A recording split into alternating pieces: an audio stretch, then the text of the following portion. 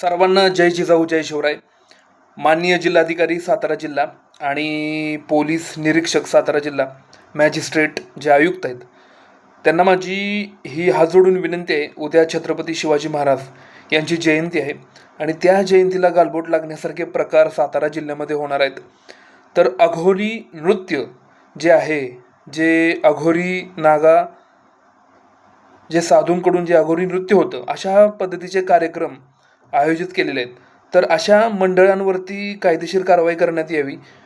अंधश्रद्धा निर्मूलन अशा पद्धतीचे जे काय कायदे आहेत 2013नुसार, तर हा एक दखलपात्र गुन्हा आहे. तर अशा कार्यक्रमांवरती बंदी घालण्यात यावी.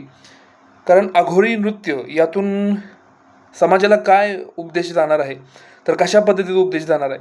छत्रपती शिवाजी महाराजांचे विचार समता, स्वातंत्र्य, बंधुभाव, एकतेचे विचार आहेत, समतेचे विचार आहेत. आणि छत्रपती शिवाजी महाराजांनी त्यांच्या हयातीत अंधश्रद्धेला कधीच खतपाणी दिलं नव्हतं. लक्षात घ्यायचं की छत्रपती शिवाजी महाराजांनी अमावश्याला गडकिल्ले जिंकलेले आहेत, बरोबर.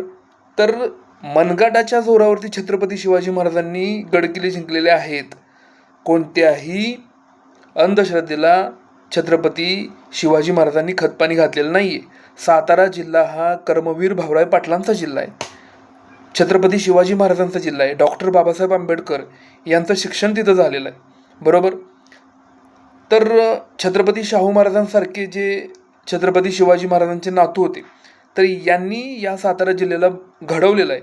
आणि सातारा जिल्ह्यानं महापुरुषांना घडवलेलं आहे.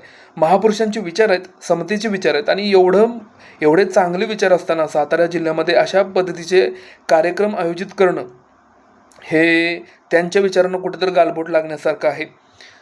तर अघोरी नृत्य यांचा जर विचार असा असेल, तर अघोरी नृत्य करून मोक्ष प्राप्त होते, किंवा एक प्रकारे त्यांना जर तो असं वाटत असेल की हा हिंदू समाजाचा किंवा हिंदू धर्माचा एक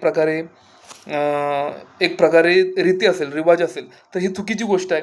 लक्षात घ्या, कोणत्याही नृत्याला घेऊन मोक्ष प्राप्त होत नाही. जोपर्यंत तुम्ही चिकित्सा, तर्क आणि बुद्धीचा, ज्ञानाचा वापर करत नाही, तर तोपर्यंत तुम्हाला मोक्ष प्राप्त होणार नाही. तर याला काय, तर कुठल्याही चुकीच्या गोष्टींना तर आपला हिंदू धर्म म्हणणं ही सर्वात चुकीची गोष्ट आहे.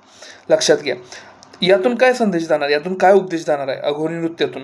लक्षात घ्या, हे अघोरी नागा साधू काय करतात, नग्न फिरतात. त्याच्यानंतर स्वतःचं असं बघण्यात आलेलं आहे की ते स्वतःचे मलमूत्र खातात, विष्ठेवरती जगतात आणि हाडांची चाळण करून किंवा हाडं गोळा करून त्याच्यावरती ते झोपतात, खात नाहीत, किंवा एक प्रकारे किळसवाना प्रकार आहे तो. आणि मांस खातात, ते मेलेल्या माणसाचं किंवा मेलेल्या जनावराचं मांस खातात. आणि त्याच्यानंतर मद्य पितात, भांग, त्याच्यानंतर गांजा, अशा पद्धतीची मादक पदार्थ ते लोक घेतात. आणि मग हा समाजामध्ये काय जातो, विचार काय जातोय? तर माझा सांगण्याचा उद्देश आहे की समाजामध्ये काय विचार जातोय, लहान मुलं काय घेतील, बरोबर.